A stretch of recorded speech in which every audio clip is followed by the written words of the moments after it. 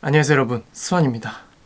여러분의 관리 라이프 입문을 도와드리는 남자의 화장대, 오늘은 본격적인 첫 번째 시간으로 스킨케어 제품의 종류와 특성에 대해서 얘기를 해보려고 합니다. 제가 올린 스킨케어 제품 추천 영상의 댓글들을 좀 보니까 아무래도 이런 명칭들이 되게 다양해서 헷갈려 하시는 분들이 꽤 있더라고요. 그래서 뭐 앰플과 세럼의 차이가 뭔가요? 이런 댓글부터 나는 지성인데 너는 왜 크림을 바르라고 하냐? 뭐 이런 거랑 아니면 바르는 순서 같은 거, 그래서 여러 가지 되게 질문 주셨는데 오늘 그래서 다양한 명칭들의 스킨케어 제품들을 좀 타입별로 분류를 해보고 여러분들이 효율적으로 스킨케어 제품을 선택하실 수 있는데 조금 도움을 드려보려고 합니다. 일단 여러분, 제가 오늘 제품을 보여드려야 돼가지고 의도치 않은 이런 설명충 구도를 하게 됐는데 생각보다 나쁘지 않네요, 그죠? 뭐 어쨌든 여기는 일단 자주 언급되는 것들만 좀 내놔봤어요. 토너, 스킨, 에센스, 세럼, 앰플, 에멀전, 로션, 손크림, 크림입니다. 근데 사실 이렇게 다양한 이름이 있지만 타입 1, 타입 2, 타입 3 이렇게 3개로 나눌 수가 있습니다. 타입 1은 토너, 스킨류입니다. 기본적으로 이렇게 화장솜에 적셔지는 물 제형으로 나와서 클렌징의 연장 과정인 뭐 닥토 과정에 사용되거나 아니면 뭐 스킨팩을 한다든지 손에 덜어 쓴다든지 사용법이 되게 다양합니다. 물론 우리는 화장솜을 잘 안 쓰지만요. 그래서 많은 분들이 좀 물어보셨던 게 토너와 스킨은 어떤 차이가 있나요? 라는 거였어요. 근데 어감상 토너라고 나오면 조금 더 클렌징에 가까운 닥토 느낌이 있고, 스킨이라고 하면 뭔가 좀 손에 덜어 써야 될 것 같은데 요즘은 토너 제품에도 뭐 보습 성분이나 이런 게 많이 들어가서 사실 이 두 개는 그냥 정말 똑같다고 보셔도 무방합니다. 그리고 이렇게 뭐 추출물 몇 퍼센트 이상 이렇게 돼가지고 에센스라고 나오는 거 중에 이렇게 물인 애들이라던가 아니면 뭐 각질 제거나 수분 공급을 잘해줘서 부스팅 해준다 이런 느낌으로 부스터라고 나오는 이런 게 있는데 너무 많이 했네요. 근데 사실 이것도 이름만 다른 거지 그냥 이 제품에서 얘기하는 기능이 조금 더 강화된 토너나 스킨이다라고 보시면 무방하고요.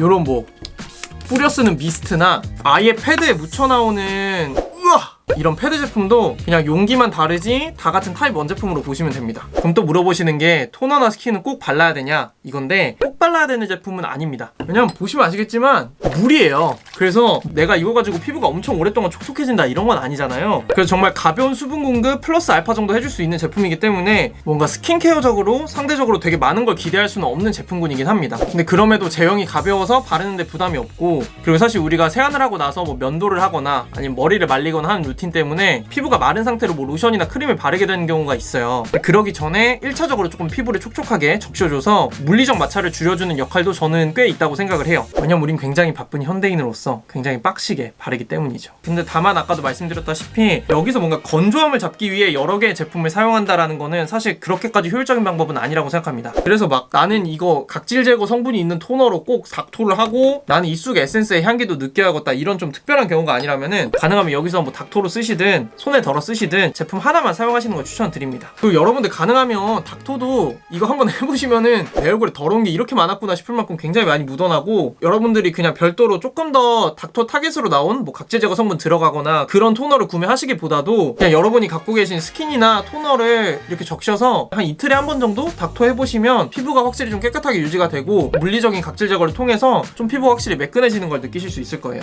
다음 타입 2는 에센스류입니다. 여긴 사실 굉장히 좀 거리감이 느껴지지만 사실 각 제품에서 우리한테 어필하는 뭐 속건조 개선, 미백, 진정 이런 거에 작용할 수 있는 성분들이 비교적 고함량 들어있다라고 얘기하는 제품군들이에요. 그래서 뭐 에센스, 세럼, 앰플 이거 차이가 뭐냐 물어보시면 사실 뭔가 에센스에서 세럼, 앰플로 갈수록 유효 성분의 함량이 높은 거다라고 많이 얘기하는데 실제로 이거 이름 정하는 거는 법이 있는 게 아니기 때문에 그냥 에센스, 세럼, 앰플 뿐만 아니라 뭐 컨센트레이트니 뭐 트리트먼트니 하면서 이런 조그만 병에 나와가지고 좀 당황스러운 가격의 제품이 있으면은 그냥 다 타입 2 에센스류다라고 보시면 무방합니다. 사실 그래서 이거 꼭 발라야 되나요? 라고 물어보시는데 뭔가 내가 여길 통해서 해소하고 싶은 게 없다라고 하시면 안 바르셔도 돼요. 근데 만약에 내가 뭐 피부가 건조해서 당김이 심하거나 아니면 뭐 미백, 진정 이런 거에 대해서 조금 고민이 있다라고 하면 여기 타입 2에 있는 기능성 제품들을 한번 써보시는 거를 추천드려요. 타입 3는 보습제입니다. 피부에 필요한 유수분을 최종적으로 공급을 해주고 보습막이라는 걸 만들어서 여태까지 들어간 수분이 날아가지 못하게 해주는 역할을 하는데, 사실 여기는 우리한테 되게 익숙한 이름들이 많아요.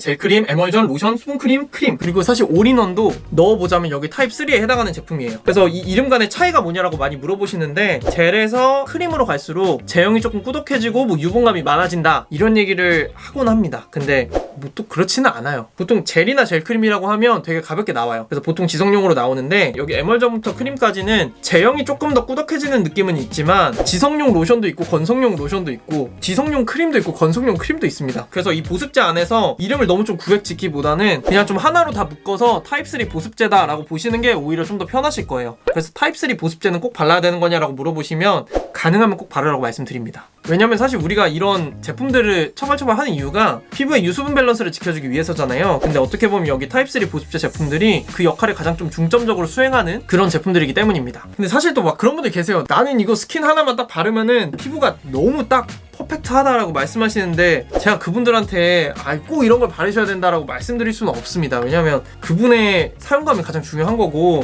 제가 돈 주고 사줄 것도 아니기 때문에. 근데 사실 막 기름이 너무 많이 올라올 것 같아서 이런 스킨 외에 다른 건 안 사용하신다 하시는 분들도 막상 그런 유분을 조절해 줄 수 있는 로션 제품이나 그냥 수분감 위주의 이런 젤크림을 사용하시면 피부가 오히려 되게 편안하게 유지가 되고 또 이런 젤 제형은 쿨링감이 되게 좋기 때문에 그런 효과도 같이 챙기실 수가 있을 거예요. 그리고 피부가 좀 건조하다 하시는 분들은 이미 잘 쓰고 계시겠지만 간혹 그런 분들 계시더라고요. 피부가 건조한데 되게 가벼운 제품 여러 개를 사용하시는 분들이 계세요. 근데 피부가 수분을 먹을 수 있는 양은 정해져 있기 때문에 너무 막 가벼운 제품 여러 개 쓰는 것보다도 크림 하나 사용하시는 게 훨씬 더 효율적이고 유지력이 좋게 느껴지실 수도 있을 거예요.